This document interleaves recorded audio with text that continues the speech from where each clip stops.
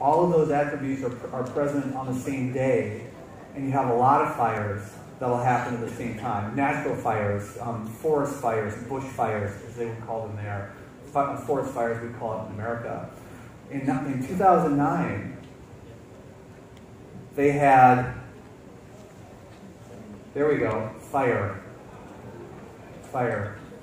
In 2009, they had a day like that where everything was just perfect for a really, really hot fire. The firefighters in Australia call those days spike days. A spike day is when you have a lot of fires that occur. In 2009, they had the worst spike day that they'd ever had. In fact, they had so many fires that they started to come together into one really big fire, and roughly 180 people died in that really big fire on that day. They call that day Black Saturday. And so if you work with the firefighters in that area, they still talk about that day and how much it hurt them, that they were unable to save people's property and save people's lives. So because of that day, they decided to embark upon a journey to fix that problem. They were going to find a way to never have a Black Saturday again. And over a course of years, they determined that technology was going to be their solution. So what they did is they created an application, and they call that application Phoenix.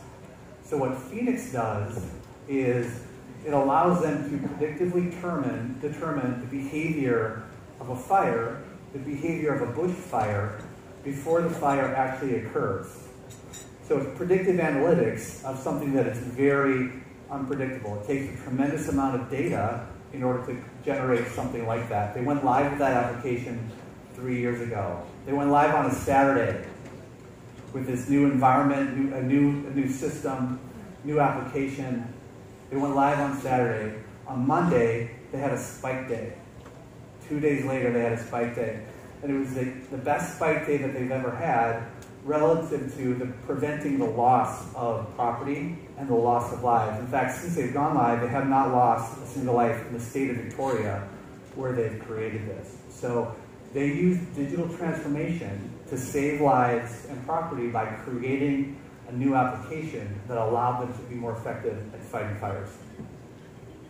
Another example I'd like to share you, this one's really recent. In fact, there's a data center that just went live last week in the Gobi Desert with a mining firm around autonomous driving vehicles. Mining is actually an extremely dangerous industry, you can imagine. And a lot of mining companies, not just for operational benefit, but for safety purposes, are looking at autonomous driving vehicles. Oftentimes mines are in very remote places. So if there is an accident or a problem, there's really no way to help those people. And so people are looking at autonomous driving vehicles. So this data center that stood up is really big. The reason it's big is an autonomous driving vehicle creates a tremendous amount of data. It requires a tremendous amount of data to actually be successful. You've heard a lot about AI today and ML today. What's interesting to me about that space essentially is how old a lot of it is.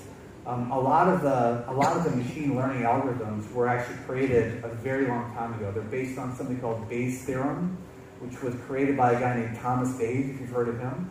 If you haven't, you've probably never met him because he lived in the 1700s. So literally the algorithms were created that we're just starting to use for machine learning are 250 years old. 250 years old, and we've never found a use for them in society before. And the reason for that is we simply did not have enough data to make those algorithms valuable. But we have that today. We have that today. And so one of these systems, or one of these machines, generates about 15 terabytes of data every day. And so tremendous amount of data, both at the edge, where the vehicle exists, but then it pools all that data in a data center where it can be analyzed. And again, you can apply analytics on it. So this is all software driven. This is saving the lives of people in advance, never putting them in danger in the first place via software.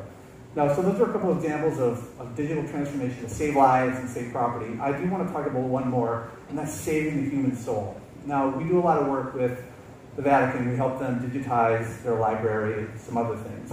This is a different example than that, though. This is a painting from Our Lady of Guadalupe Basilica in Mexico City. So if you haven't heard of that, it is the most visited pilgrimage site in Christendom. So in the Christian world, more pilgrims will visit this site than the Vatican or the Holy Land. 20 million people a year go on pilgrimage to visit this site and pray before a statue of the Virgin Mary. That's a holy relic in the Catholic Church. So that's interesting, but what does that have to do with digital transformation? Well, the church determined there are people that can't make a pilgrimage, either because they don't have the means, the funding to do it, or maybe they're in poor health. They don't have the ability to do it. And so, or maybe it's just because it's a single church and it can't accommodate that many more pilgrims than 20 million a year. That's a lot of people going through a single church. And so what they did is they determined that they were going to write a software application that allows people from anywhere in the world to say a prayer, and they were going to deliver that prayer digitally to the Virgin Mary. So you can actually create a prayer, and it will be delivered to Our Lady of Guadalupe in Mexico City. They'll actually, at the end, after it's been created, they'll take it. Your prayer will sit in front of the idol, the icon, for 15 days, so that Mary can look at it. At that point, it gets destroyed. At no point does a human being ever see what your prayer is, because prayers are very personal. They're not meant to be shared with other people. They're between you and the Virgin Mary in this case. And so, in this case, the church used digital transformation to make faith more accessible for not just 20 million people, but billions of people. Billions of people. So it's not always about how do we make a widget faster, or how do we make something cheaper. Sometimes it's about something different. The important thing here is that technology is transforming how everything happens. Everything in your life will be different in 5 years than it is today, just like it is different today than it was 5 years before. Oftentimes in ways that people don't even realize. And a lot of this comes down to pace and speed and how things are shifting. Just some examples. The average attention span of a human being today is 8 seconds. That's down from 12. Down from 12. So it used to be 12 before smartphones. Smartphones actually have significantly reduced the human attention span. The most interesting thing about that to me is the attention span of a hummingbird is 10 seconds. We have a worse attention span than a hummingbird. It's important to know that, though, because people want things now. People are unwilling to wait. Your customers are unwilling to wait. Your business users are unwilling to wait because they're used to not having to. They're used to getting information wherever they are. Wherever they are. It could be on an airplane. It could be on the sea, a ship in the middle of the sea. It really doesn't matter. People expect that when they want something, they want it right away, and it's available to them wherever they are. People work after business hours. They expect data to be available whenever they want. And there's a lot of that data. Of all of the data in the world, 90% of it was created in the last 2 years. And that will continue on and on and on. In fact, it'll accelerate. The pace of change, the pace of growth in data will accelerate. And then finally, there are more threats than ever in the world. 1.1 billion identities were surreptitiously made available last year. I'm not going to spend a lot of time talking about security, because I know you guys have spent a lot of time on that already here today. So we're not going to spend a lot of time on that, but it is something to consider. The purpose of all this, though, is we have a huge opportunity relative to how we collectively serve within our organizations, our constituents, whether it's customers, whether it's suppliers, whether it's our internal business users. All of this creates opportunity, and we're seeing this everywhere. We're seeing it transform entire industries, products, and across upstarts and incumbents. The most famous example of this is really around Airbnb. So it took Airbnb about 4 years to go from 0 beds available to 500,000 beds available. It took them about 4 years. It took Hilton Hotels 91 years to do the same thing. They did it in 4 years when it took Hilton Hotels 91 years, and they did it with software. They did it with a software application. So when we're talking about digital transformation at the end of the day, it really is about how software is created and using software as part of a digital strategy to be disruptive of others or to prevent disruption of yourself. That's really what digital transformation comes down to. And that really comes down to IT and how IT functions within that. So it used to be that IT was, we're going to keep the lights on, right? We're a service sort of that's going to help people keep the lights on. If you have a system of record, we're going to focus on that. We're going to make sure people have business applications to use. That is a part of it still. So the keep the lights on component is still there. But IT today has to deliver competitive advantage for the business. It's expected to. If IT is not delivering competitive advantage for the business will look elsewhere to find it.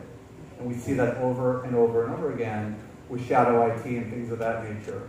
Technology barriers no longer exist, which means that there are upstarts in every industry that are attacking you. If you haven't seen that already, that doesn't mean that they're not there. It just means that you haven't seen them yet. And finally, having a software DNA within your business is critical. It's absolutely critical. The number one thing when I talk to CIOs that they want to talk about, well, they want to talk about two things. How can they optimize to free up cash? They want to free up money because their budget's not growing. And they want to be able to take people and retool them so they're coders. They want more developers. So they want fewer people working on keeping the lights on, more people working on competitive advantage. And it's all about software. This is the most important thing. You've heard today about networks, and you've heard today about security, and all of that stuff matters. But it matters because it helps you do this. It helps you deliver software. It helps you deliver software. So the way that applications are being written has changed as a consequence. So historically, software was developed via monolithic applications. Mostly it was purchased as a monolithic application from an Oracle or an SAP or another, and that stuff's still good and you still need it. But generally speaking today, people are building their own applications. They're buying their infrastructure and they're building their applications because they can find differentiation for their competitive differentiation by doing so. The fastest and most effective way to do that is to adopt a DevOps strategy that doesn't look at monolithic apps, but starts breaking applications down into microservices that can be delivered in new ways, that can repurpose and reuse existing microservices across multiple applications to make you more efficient and more agile, to take advantage of things like cloud. So cloud is not a cost thing, generally speaking. It's an API thing. It makes it easier for developers to code. It makes it faster for developers to code. If you're writing to an object store, if you're writing to AWS S3 API, the S3 API versus a traditional file system, it takes 1/10 of the code. 1/10 of the code. Because the application itself doesn't have to remember where the data is. The API and the object storage behind it is doing that for you. So it's understanding those new paradigms. But the biggest difference really tends to be this. You move from an install mindset, I'm going to buy this application, I'm going to install it, I'm going to upgrade it in 6 months, I'm going to upgrade it in 6 months, to a service-based mindset where I have an application, it is always on. If I want to do something new, I'm just going to do it, and I'm going to fail a lot as part of that process. Failing fast is a very virtuous thing in software development. I want to fail as much as possible. We actually added, so as Dell Technologies, so I came from the E&C side of our business, so we sold a bunch of storage arrays.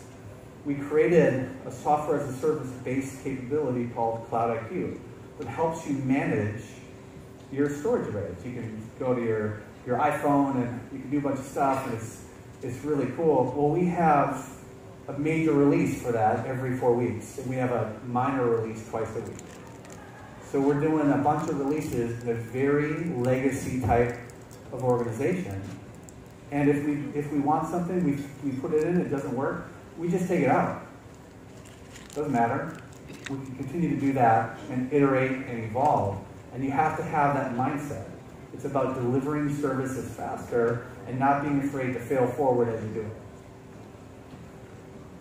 So what does that look like for actual people? I just gave you an actual example. Flickr was really one of the earliest adopters of CI/CD, so continuous deployment. And they were doing about 10 deployments a day back nearly 10 years ago. That's pretty good. That's an application. So 10 a day, that's pretty good. Netflix, a few years later, is doing 100 a day. That's even better. 100 deployments a day.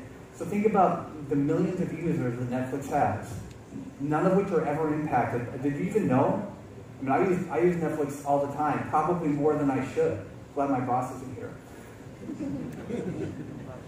You never see it. It's a service. It's continually deployed.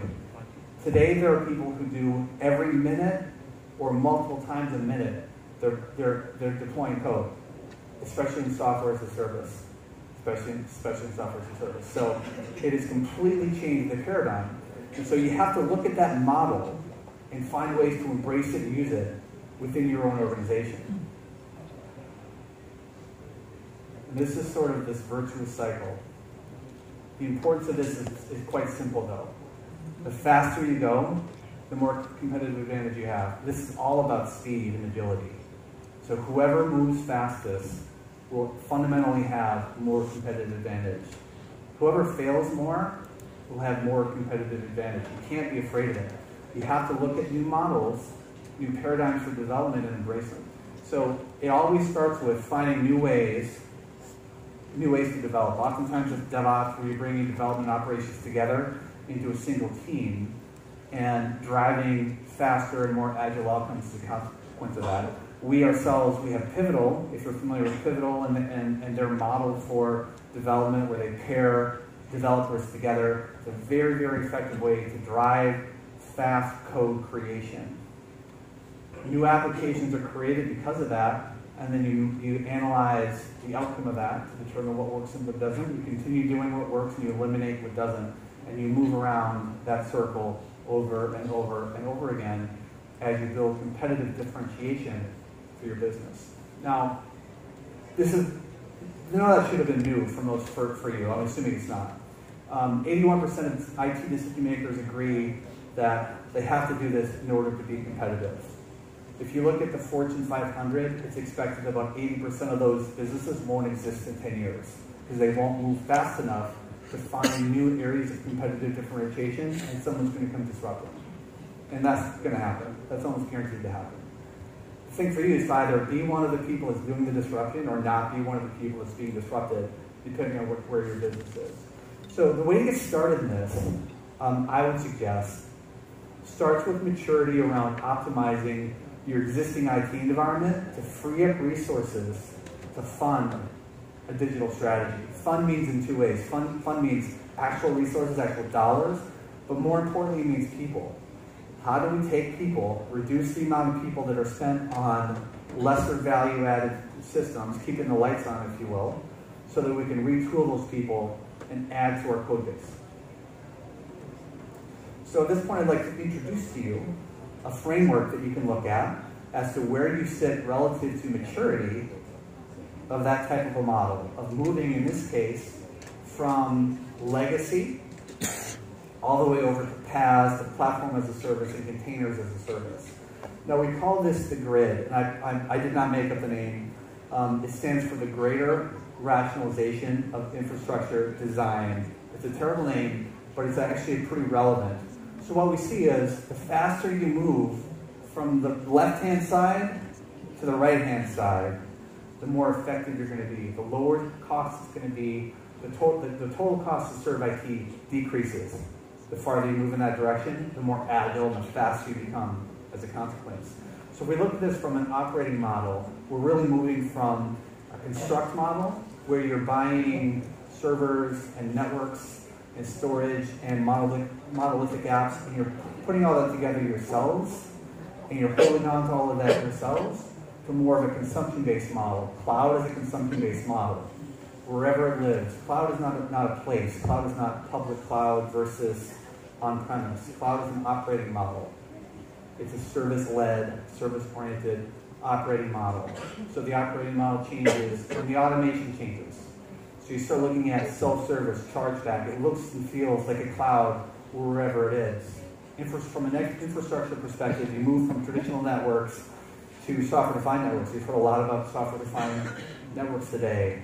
Bringing the same capabilities that VMware with virtual machines brought to compute to networking, in addition to some very significant enhancements in security with microsegmentation that are very important. Compute and storage start out like that, and then you overlay workloads. So workloads are the most important piece of this, really understanding workload placement. So as you start to move workloads from the left-hand side to the right-hand side, understanding where to place it is critically important.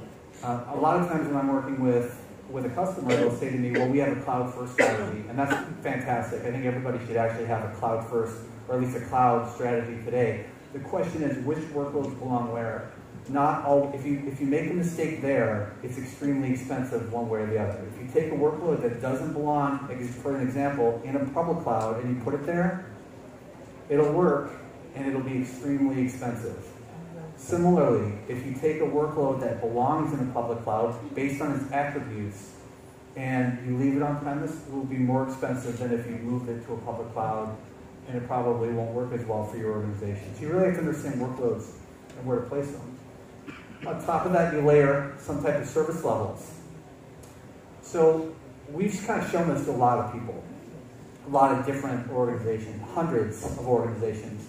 And generally speaking, in today's data center, these are the numbers that they give based on where they sit. So how many of their workloads are legacy, virtual, IaaS, which is really virtual, deliver as a cloud, or as platform as a service. And this is pretty consistent. It's normally, as I ask people, it's within 5% one way or the other. So the 30% that are legacy, if you think about mainframe environments, if you think about traditional applications that aren't maybe as used frequently, they tend to sit there. They tend bare metal. There's certain applications that belong in bare metal for licensing reasons and others. They tend to stay there. Today, virtually everything else tends to be virtualized. Heavily virtualized environments. Sometimes we see 85–90% virtualization in our customer base, and then a much smaller percent of IaaS and very little PaaS and CaaS. People are experimenting with platform as a service and delivering applications via container runtime environments today. So it's something they're looking at, they're interested in. People want to know more about it, but they don't have the number of applications there. Part of that is because oftentimes you're talking about cloud-native applications that have just been created. If you look at the way those applications tend to look, they tend to spike. So it's like a hockey stick, right? So there's not a lot there now, but there's going to be in the future because that's where all their future apps are being created. Does that make sense? Generally speaking, here's where people think they're going to be in 4 years. They're going to drop the legacy down by about 10%. Mostly that's retiring applications. So that's taking legacy applications that are no longer needed, finding a way to retain the data, archive the data if needed for compliance purposes, and then retiring those apps. Retiring applications has a very, very high ROI, and it's immediate. Very, very good thing to do if you can get rid of applications. The big shift, though, is between virtual delivered via legacy models and IaaS. So still a virtualized environment delivered via a cloud-like persona or a cloud-like operating model, where you have multiple service levels. It's just like buying from AWS or from Azure, except it tends to be on-premise, or a mix of on-premise and off. That's the big push. The big push is, how do we get out of provisioning storage every time somebody needs something? How do we get out of that, right? And this is the model for that. And then about 10% in containers, containers as a service. And that's as those new cloud-native apps tend to grow, that's going to grow more and more and more. This is after about 4 years where people tend to be. Now we provide some protection around this because this is transformational. This is how people are transforming their businesses. And we provide both software and a system we call future-proof, or a program we call future-proof, to help people protect their investments as they move. And that's what that icon essentially represents. Now when we talk about people is very subjective. It's hard to say what the average number of people in IT is. So I just used an example from a customer. This is an actual customer. They have 4,000 people in their data center today that are focused on this legacy part of their environment. They want to drop that to 200. So so 4,000 to 200. At the same time, they want to take the number of people that are focused on these new models from 100 up to 800. 100 up to 800. And then what do they want to do with the rest of them? There's a lot more people there. They don't want to lose resources. What do you think they want to do with them? They want to teach them how to code. They want them to become software developers. They want them to deliver higher value services to the business by helping them be more competitively advantageous by becoming coders, by becoming developers. And when you have those conversations with employees, they love it because it improves their career. It's a great thing for the people that move in that direction once you have that conversation. Okay, so I mentioned, I'll build this out. I had mentioned workloads being sort of the most critical thing, and I believe that to be true. Workloads are absolutely critical. It's critical to understand which workload belongs where and is placed correctly up front. Don't make a mistake of saying, we are cloud first, everything is going to the cloud, and throwing everything in Amazon and watching the bills come in. Don't be that person. There are workloads that belong in public or hyperscale cloud. There are workloads that belong in more of a private or a hybrid cloud. Know the difference in your specific environment. Know which ones belong where. Once you've moved something, if you move it into the wrong place, it becomes a very expensive and burdensome exercise to get it back to where it belongs initially. Okay? So what are we talking? So latency, and you can read this, but basically it comes down to what are the technology attributes of the workload and what are the business requirements of that same workload. And if they match up for private or they match up for public, move them. Move it to the right place. That's how you save the most money, how you optimize as fast as possible. Just make sure that you're doing it with some rigor around moving the right workload to the right place. And make the decision. Is it high business value and is it high IT value? If so, invest in it. Maybe you want to refactor that application for a cloud-native platform. Maybe you want to do something unique with that because it's creating differentiated value and competitive value for your company. If it's sort of in the middle, save it. Migrate those apps to that IS platform where IT doesn't have to touch it for business users to actually use it. Where they can just go to a service catalog and say, I need platinum or I need gold or what have you. And their business unit just gets a chargeback later on. IT never has to touch it or provision or do anything. And finally, get rid of or retire stuff that you can. Get rid of as much stuff as you can relative to applications while understanding the requirements of the data itself and what you do and don't have. What you can get rid of and what you can't, basically. All right. So what this should give you then is a multi-cloud architecture. So you're going to have some data sitting in a public cloud. You're going to have some data sitting in a private cloud. You're going to have a hybrid cloud environment. And so what does that look like? Well, from an infrastructure perspective, and this is the only part I'm going to get kind of Dell-like on you. I'm going to tell you a little bit about some products, but not much. From an infrastructure perspective, your legacy and your virtual is essentially going to look a lot like what it looks like today. It's going to be mainframe or Unix. It's going to be storage and server and networking. Your public cloud, I put the three most popular here. If you have your own public provider that you're interested in, feel free to use them too. These are the three that we tend to see the most, especially in our area of the world, AWS and Azure, although Google is definitely growing. And then in the middle is sort of the new stuff.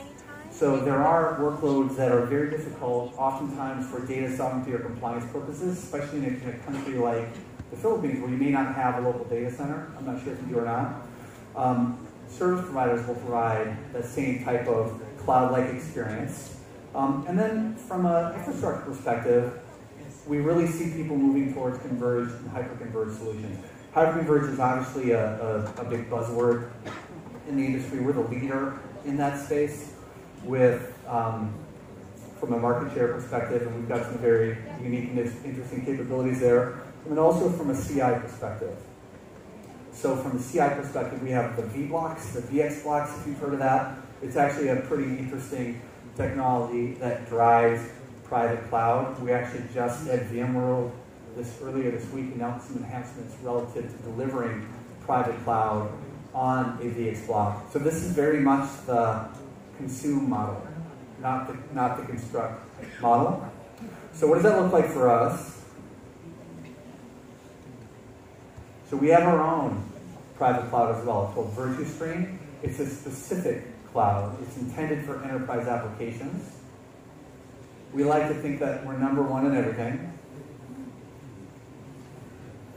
We'll just leave it at that. And then again, if I were you, if I were looking at ways to really optimize IT and free up resources to drive that digital strategy or that digital agenda, this is the first place I'd look. I'd start looking at hyper-converged infrastructure, and I'd start looking at converged infrastructure because it's a different operating model for IT. It dramatically simplifies the operating model for IT, and especially with hyper-converged, it gives them significant savings as you converge application storage onto the same server. So as we go up the scale, and we start talking about how that interoperates with cloud. So how do we really look at this from a multi-cloud perspective? So we've kind of got three models. From an IaaS perspective, a hybrid cloud environment, we work with VMware, our sister company VMware, and AWS. So this gives you bi-directional capability to move workloads into AWS and then move workloads from AWS back on-premise into a virtualized environment. So it's bi-directional mobility and flexibility mostly for legacy workloads. So for traditional virtualized workloads that are sitting in your data center today. For Azure, if Azure is your flavor, we are one of 5 providers of Azure Stack in the world. This is a very interesting technology. It is 100% consistent with Azure Public. It's designed to be that way. And what we've actually done is we've optimized the ability to keep it consistent. Generally speaking, you actually have to go through a very manual process every month to make sure you have consistency between public and private in that hybrid environment. We've actually automated that process, so it's really simple. You just take an hour a week instead of 2 or 3 or 4 days a week. Keep that in concert. Really cool technology. If you want to see a demo of this, by the way, I know a local Philippines distributor. They're buying your drinks tonight, and they'd be happy to show it to you. And then finally, for cloud-native apps and containers, we do with one of our other sister companies, Pivotal. We have a relationship with Google where we can do the same thing. So you can start developing using DevOps and new operating models for development on-premise, and then you can move those workloads into Google Cloud as they become available. Now the reality is with Pivotal, you can really kind of do that with anything. We just have a special relationship there if you choose to use that. So what that does is it gives you that full multi-cloud strategy based on your needs, based on what you require. So consistent infrastructure underneath, especially with converged and hyper-converged infrastructure, consistent infrastructure operations with VMware moving into AWS, and then finally Pivotal with consistent application platform performance moving into Google or other clouds, and all in the middle of that sort of full automated service delivery capability that I described previously. And with that, thank you.